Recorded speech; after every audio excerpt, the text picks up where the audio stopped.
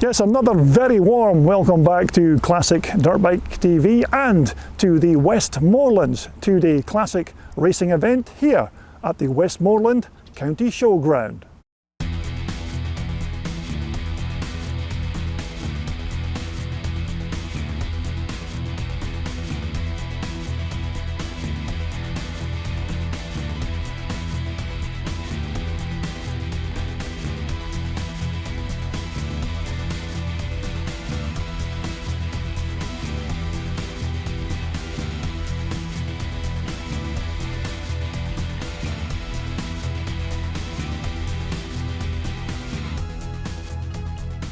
Well, thanks for joining me once again, and today we've made the journey from Scotland to Kendal to the Westmoreland County Showground, and this is a full 2 days of classic racing, of course hosted by the well-respected Westmoreland Motor Club, who have been putting on racing events in this area for more than 100 years or so, so they're well experienced in this kind of event. Now today is just Friday, normally just a rival day, and quite a good day just to chill out and take a look at the track and maybe get things ready for the first race on Saturday. Now Saturday's race programme will consist of twin shock pre-1978 bikes, and we'll also have a class for air-cooled 125 twin shock racers. Now also on the Saturday we'll be hosting a round of the AMCA British Classic Racing Championship, so you can see some of Britain's top classic racers taking part in that event on the Saturday. Now also on the Saturday evening we'll have the concourse judging competition, where we can take a look at some of the nice bikes that have come to take part in this 2-day event, and hopefully we'll maybe get some pictures and video clips of some of those nice CCMs. Now also on Saturday night we were supposed to have live entertainment laid on, but unfortunately that's now had to be cancelled due to the current COVID restrictions.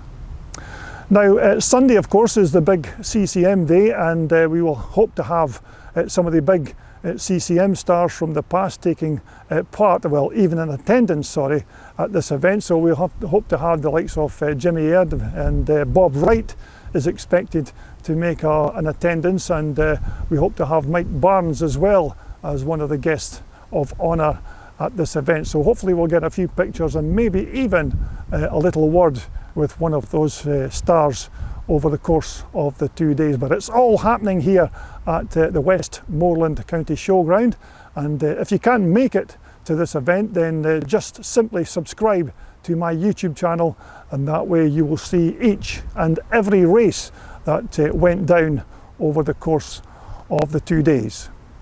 So until then, we're going to take our usual walk around the paddock, and let's just have a look at some of those nice bikes that have turned up to race at this 2-day event here at the Westmoreland County Showground. Yes, thanks for joining me once again. Now, this In the Paddock video here at Westmoreland will be a 2-part video due to the amount of bikes that I came across over the weekend. Now we're going to start with John Porteous's 1983 500cr Husqvarna, a lovely looking machine, and John was telling me that he spent quite a bit of money on this old bike, getting it into this condition, and he said he actually has it for sale if anybody is interested. So if you think you might be interested in this particular bike, then just give John a call on this number. Now I can personally vouch for these 1983 500 CR Husqvarnas, because I did in fact have one of these bikes back in the day. Now I'm not going to say I raced it, because that wouldn't be the right term to use, but I certainly did go around the track with it quite a few times. But a very nice bike, and bags of power, if that's what you like for your big single cylinder 2-stroke machines. Now, over the course of the 2 days at this Westmoreland event, the paddock was absolutely jam-packed with some lovely old classics. Now, we're going to try and cover as many as we can in these 2 videos, but to be truthful, there was just far too many bikes in order to film each and every machine. So if your machine's featured here, then you're quite lucky in that respect. But we will feature more classics and of course more of the CCM bikes in part 2 of this In the Paddock video.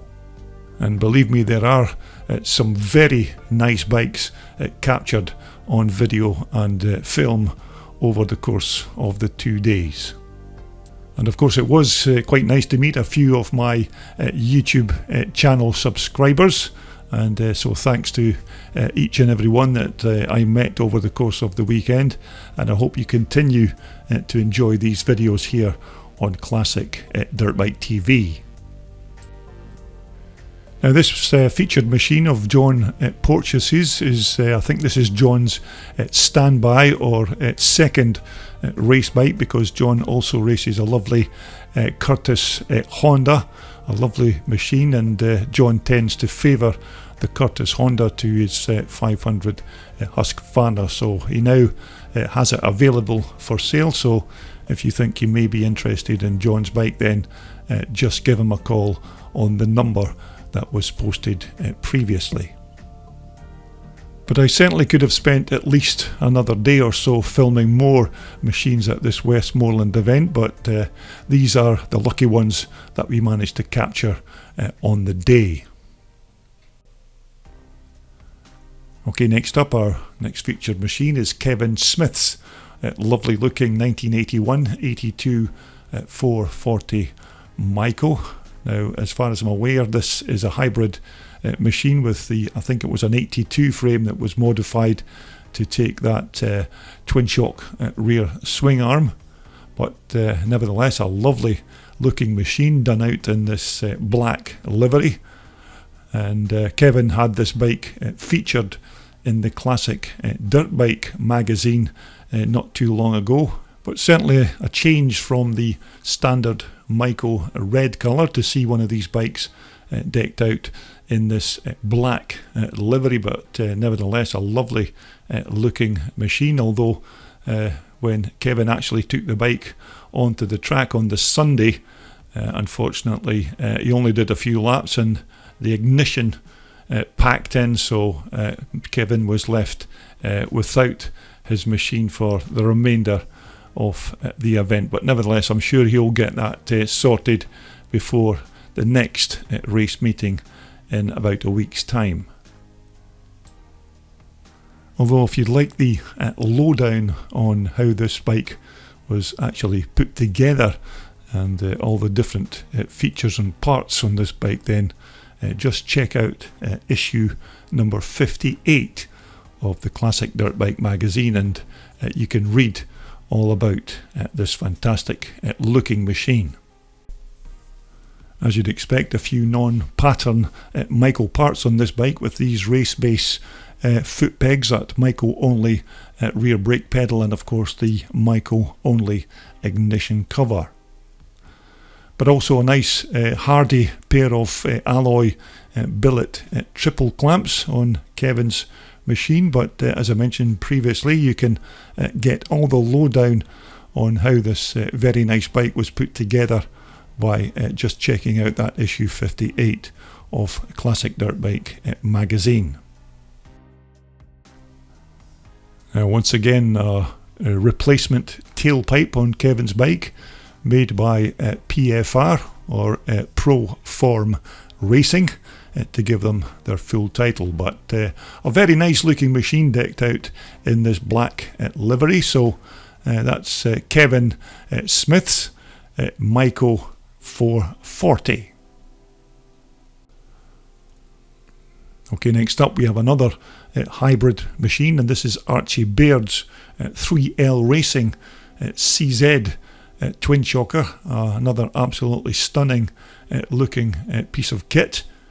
Now these engines are made by Nori Patti, and the frame on this bike is a bespoke frame built by Harry Stitt in Northern Ireland. Now, as you can see, a non-standard custom-made lovely alloy fuel tank. Now, I don't know too much about who constructed this fuel tank, but what we will do is we will take a much closer look at this bike in more detail in a future video here on Classic Dirt Bike TV. But as you can see, the welding on this bike is absolutely superb on this Harry Stitt frame. Harry has a very good reputation for building these classic motorcycle frames, and I do know in the past that he's built many frames for old BSAs, and these foot pegs are actually Harry Stitt's as well. He calls them bear claws, but as far as I'm aware, the engine work on this bike was all done by the legendary Norrie Patty, who is a local man to me and lives not far from where I stay, but obviously a very talented man building these CZ engines. But this Harry Stitt frame is certainly a piece of art in its own right, and as you can see, Archie's fitted what looks like a pair of Falcon rear shocks to his machine. But as I said, we will do a much more in-depth look at this particular bike in a future video here on my channel, and we'll fill in more of the details about how this bike was actually put together. But nevertheless, a beautiful looking machine. That's Archie Baird's 3L CZ twin shocker. Okay, next up it's the turn of Ian Knight's lovely pair of YZ125 Yamahas. Now, of course, over the course of the weekend there was a class for air-cooled 125 machines, and when you watch the racing here on my Classic Dirt Bike TV channel, I'm sure you'll enjoy seeing these little 125 screamers taking part in the weekend of racing. But these are a very nice pair of YZs.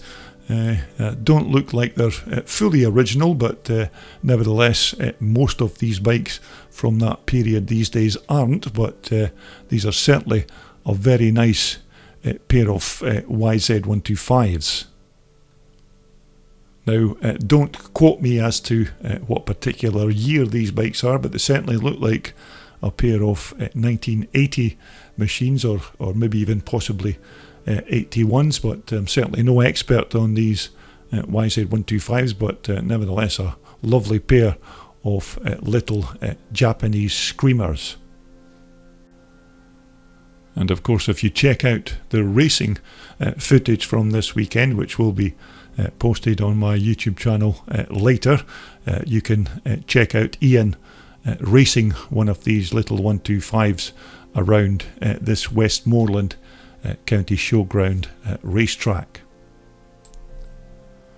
Now, as I remember, these 125 YZs were pretty awesome little machines back in their day, and they were very quick and handled quite well. And of course you can see how these bikes fare on the racetrack by just checking out the racing footage, which I'll be posting quite soon. Although basically at this 2-day event I was just like a kid in a sweet shop, because it seemed to be that everywhere I turned there was another fantastic looking bike, so it wasn't easy picking and choosing which bikes to capture on film, but many of the nice bikes that I did see weren't really accessible, so unfortunately I didn't actually film these, and these were some of the lucky bikes that we managed to capture over the course of the 2 days. But that's a nice pair of YZ125s belonging to Ian Knight. Now our next bike is Steve Sweeney's classic Joe Maxwell Engineering CCM.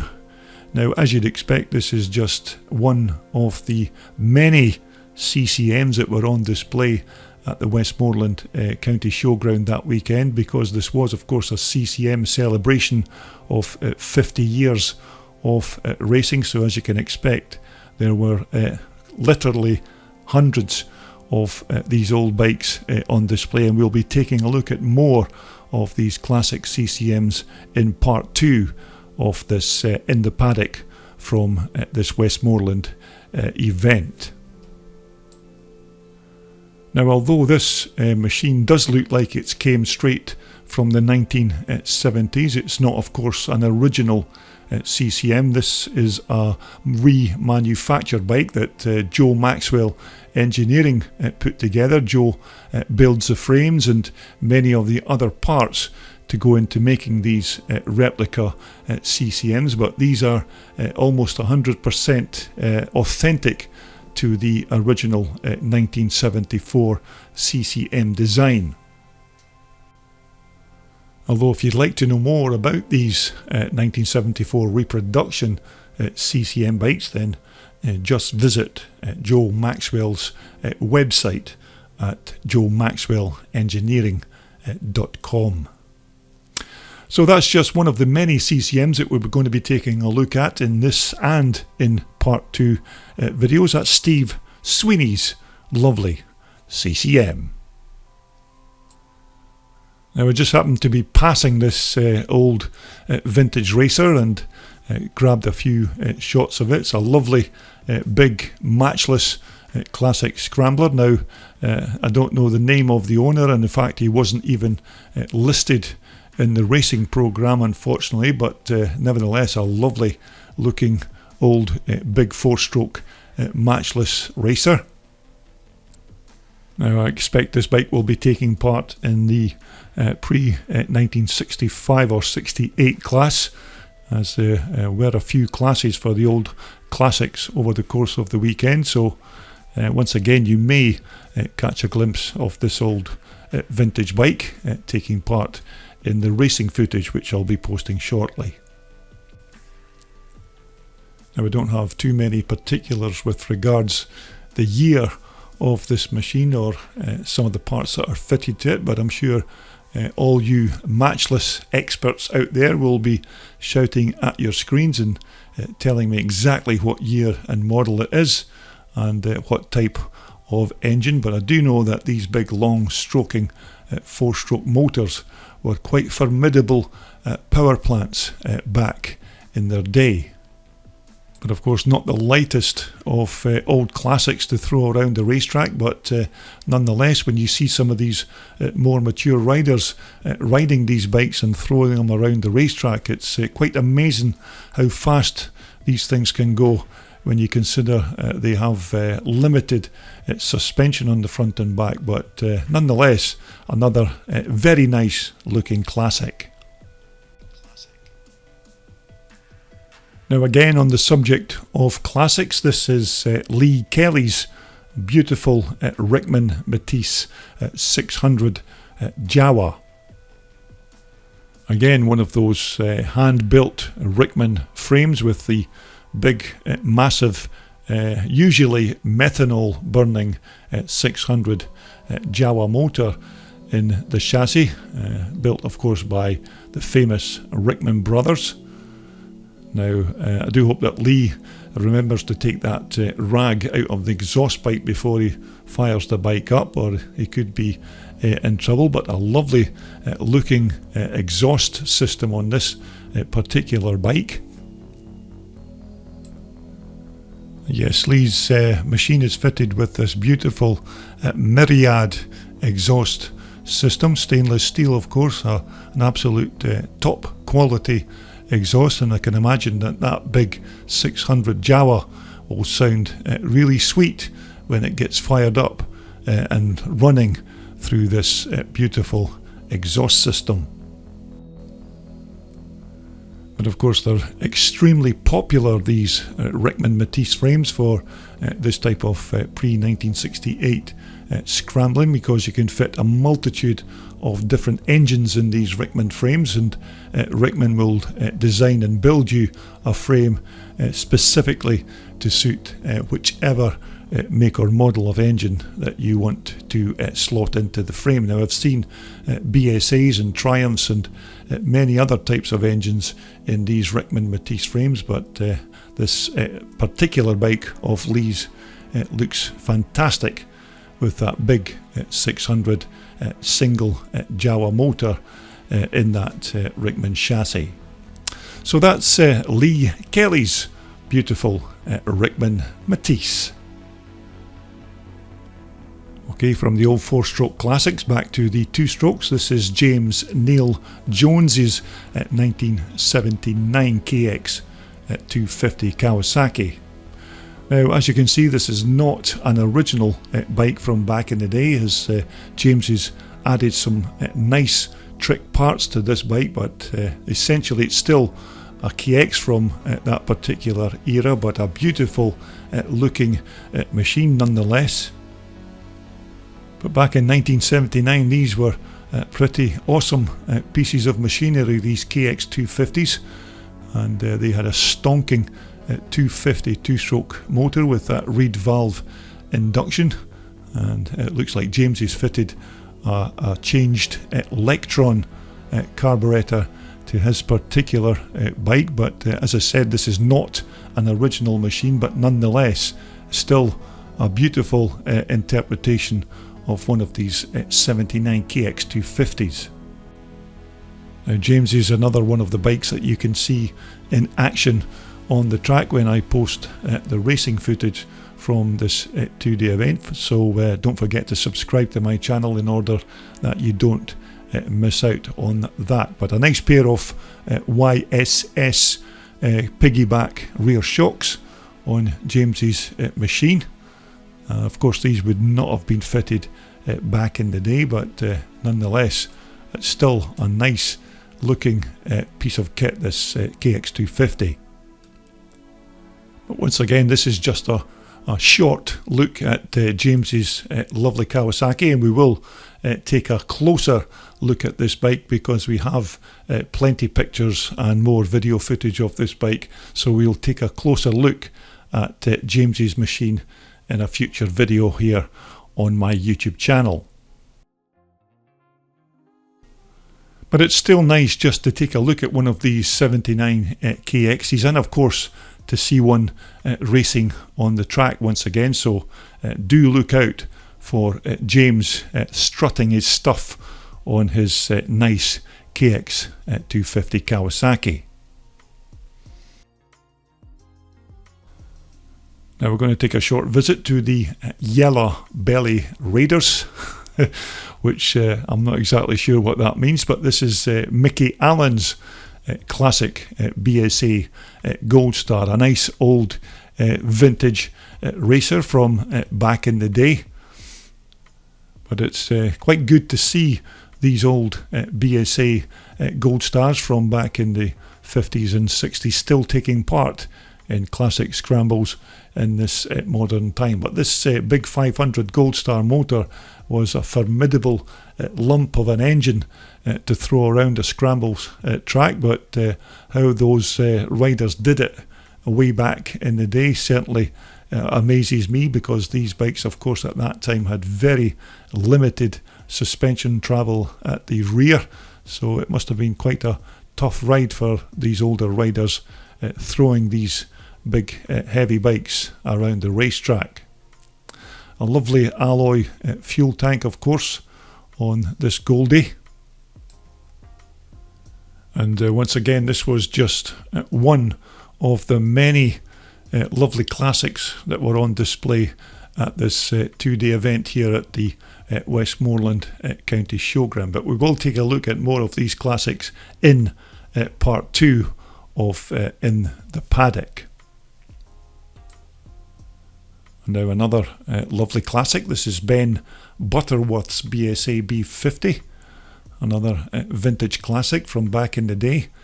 And I was watching Ben taking part in the racing over the course of the weekend on this bike, and he was very quick on this beautiful machine. And I've also seen Ben taking part in hill climb events on this bike, so quite a versatile motorcycle, and you can do if you can do scrambles and hill climbs on the same machine.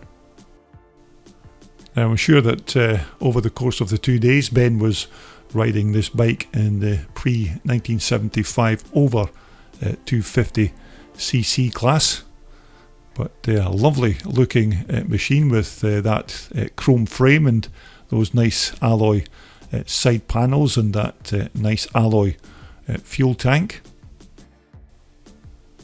But it certainly has that feel of the old classic racer with all the chrome and alloy nicely polished.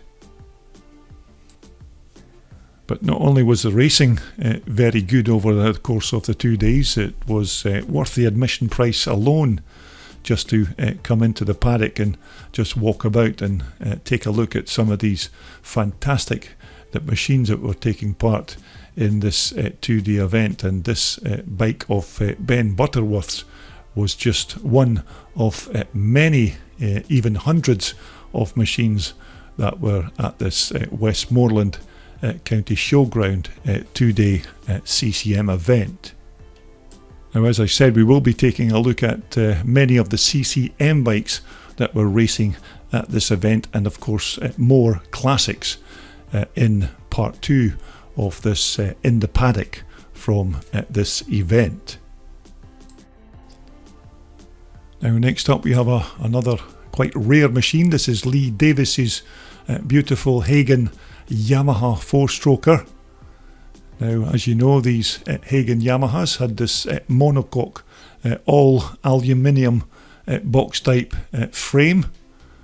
A fantastic bike from back in the day, built by Alf Hagon, who originally built the first bike for motocross racer Vic Eastwood, if my memory serves me correctly. But this is a formidable machine with this very light aluminium frame and that beautiful TT500 based Yamaha 500 motor. Now, Alf Hagon, of course, began building speedway frames way back in 1957, and he eventually fitted them with Girling rear shocks. But of course, when Girling were taken over, they stopped supplying motocross shocks, and Alf then went on to design his own brand of racing shocks and is still producing Hagon suspension units to this very day. Now, I don't have too many details on this particular Hagon Yamaha, but it certainly looks like it has all the correct parts and is it certainly looks 100% authentic. Of course, apart from not having Hagon shocks on the rear, but I've got a pair of these quite nice quality YSS piggyback units. But this swing arm is almost certainly a Hagon part, because it has the Hagon stamp on the actual swing arm. But another nice piece of kit, but a quite rare bike, this Hagon Yamaha. And of course, this is another one of the machines that you can see in action on the track if you continue to tune to my YouTube channel and catch all the racing from this 2-day event here at the Westmoreland County Showground. Okay, next up we're going to take a look at the Team Bell Classic Collection. Of course, the Bell family will be looking forward to taking part in this 2-day event, and Father Mike there with the number 89 BSA Gold Star will be riding that machine, and of course his sons Lewis and Liston will also be taking part. The number 9 bike there is Lewis's machine, and the number 98 bike will be Liston's. Both of those bikes, of course, are big 600 Jawa machines. So the Bell family looking forward to some good racing over the course of the 2 days, and of course you can see Mike, Liston and Lewis all taking part in the racing when you retune to the racing footage from the Westmoreland County Showground.